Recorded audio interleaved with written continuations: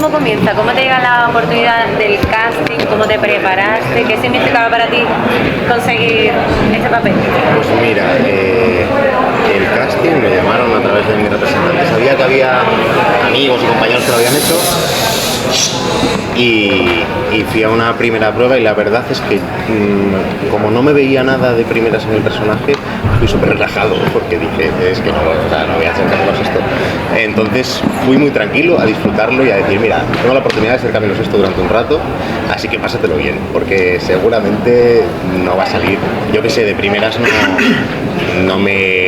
por lo que sea, no me ubicaba ahí. Entonces el primero, pues como bien les gustó, hicimos una segunda prueba ya con más secuencias y tal, y me encantaron las secuencias y el texto, y también las disfruté mucho. Y luego hicimos una tercera prueba en casa del director, con ya la barba, que fueron como 2 horas de poner la barba, la peluca, una guitarra. Estuvimos ahí una mañana entera grabando cosas y muy distendido, nos entendimos súper bien.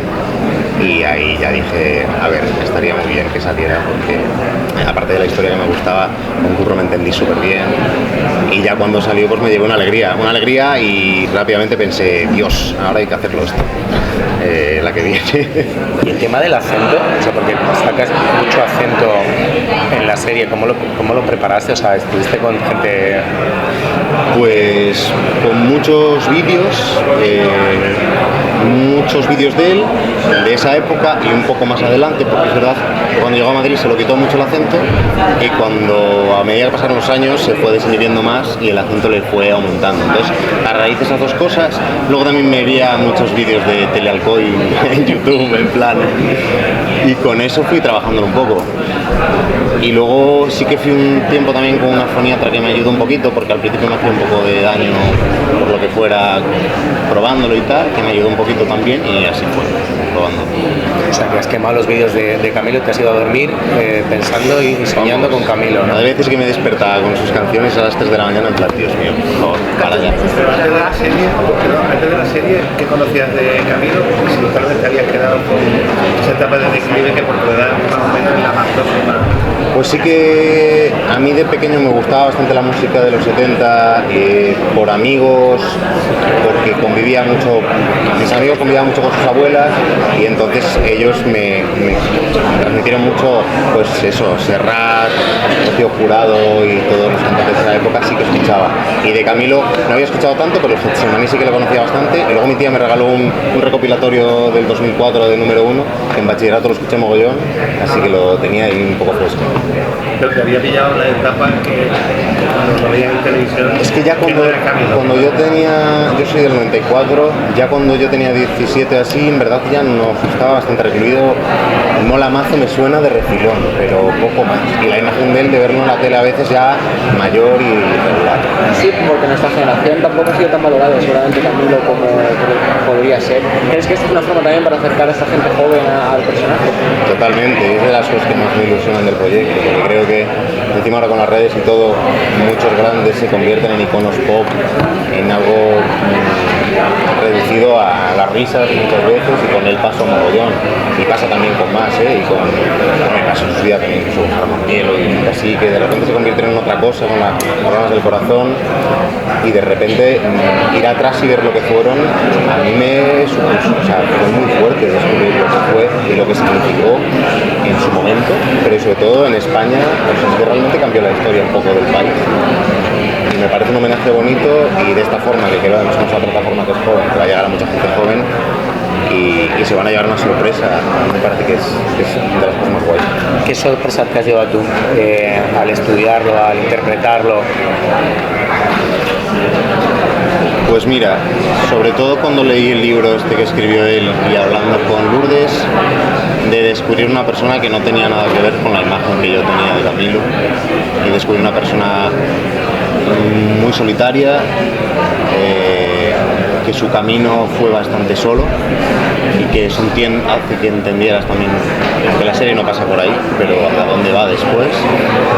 Alguien que me daba la sensación que, o conociéndole, me daba la sensación que le estaba conociendo un poco a raíz de leer, de ver muchas fotos, como de alguien que dio tanto al arte y a la gente, que se quedó con otras cosas que no pudo dar y carencias a lo mejor, y me parece muy solitario su camino. Esa fue la sorpresa, y además también como sentirme relacionado con cosas que decía en el libro muy personales que me gustó descubrir. ¿Y sientes que te ha faltado información en algún momento? Porque ese misterio que tenía, ¿no? A lo mejor la parte creativa ha cubierto un poco ese misterio, ¿no? Esa soledad que tenía, que no compartía a lo mejor cómo era él realmente.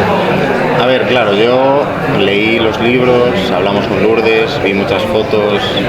Lo de las fotos, curioso, porque había algo en las fotos que me gustaba verlas y tratar de descubrir qué escondía ahí detrás, porque los vídeos él ya se pone de una manera más. Y entonces, sí, fue muy interesante descubrirle a él en esa faceta. Y luego hay una parte que yo aporto con mi imaginación, que evidentemente yo hago en esta historia en concreto lo que yo imagino. Yo pongo ahí mi punto de vista, obviamente no es un documental, entonces hay decisiones y cosas que hicimos nuestro punto de vista y nuestra apuesta. Y eso Es una ficción. claro, es una ficción, está inspirada, pero luego para ver a Camilo Sesto están los vídeos de Camilo Sesto.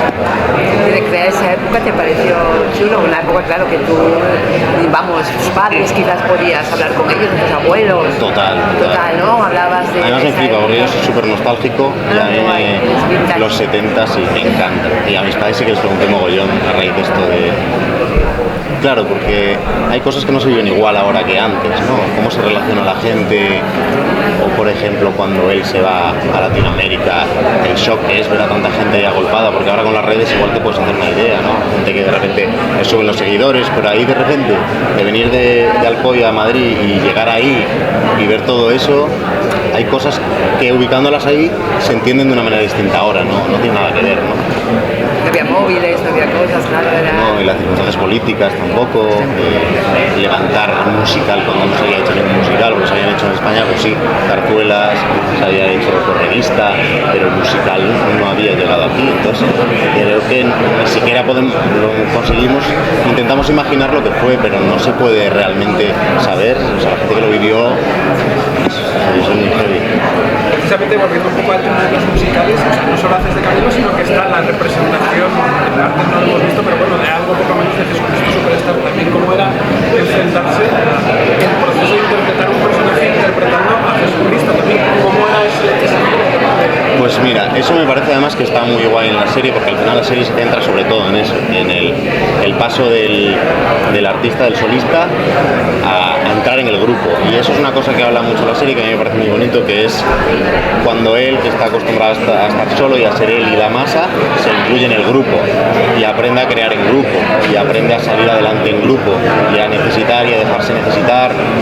Y ese paso se cuenta, además tiene bastante humor eso, porque de repente está Camilo Blanes, está Camilo Sesto y está Jesucristo. Entonces el paso de unos a otros ahí está guay, porque se confunde un poco, porque él llega al escenario y él está acostumbrado a llegar y ser Camilo Sesto, y los otros, si te digo autista y todo el grupo, como y aquí eres uno más, relájate. Y todo eso fue muy interesante de hacerlo y de investigarlo.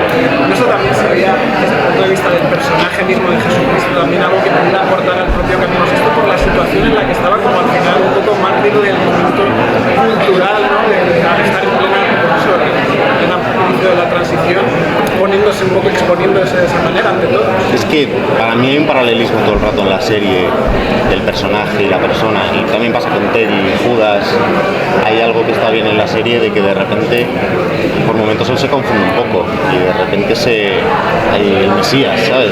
Llega el Mesías a cambiar todo, y eso tiene momentos que está un poco poseído y se confunde un poco con eso, y es interesante también. ¿Con qué canción te quedas de Camilo? Con Jamás.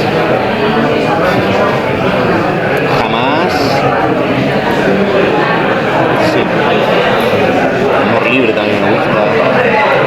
Pues ahora lo pienso y se me olvidaron un montón de cosas, pero sí.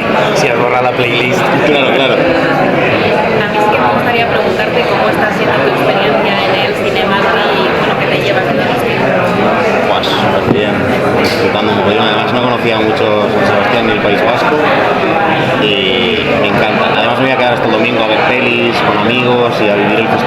desde otro sitio y buah, es un regalo estar aquí, que es un sitio increíble, que se respira cine con mis compañeros, que no tenemos un grupo súper bonito, de las cosas más bonitas que me podían pasar.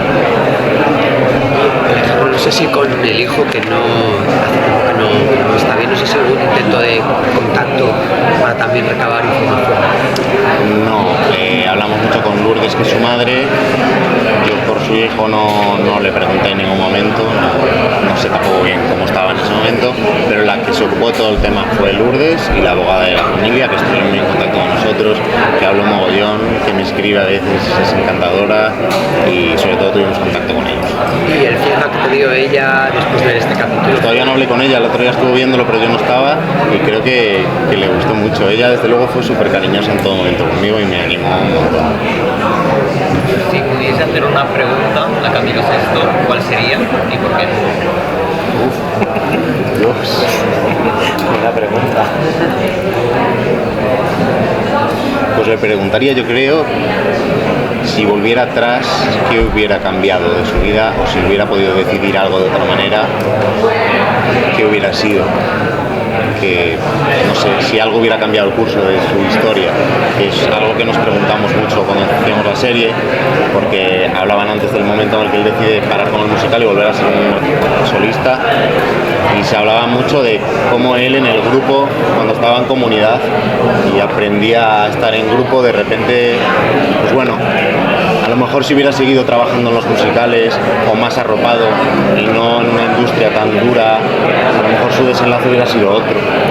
Es algo que nos preguntamos mogollón y que de hecho nos emocionaba mucho preguntárnoslo. Entonces, bueno, es una incógnita y creo que me gustaría preguntárselo a él.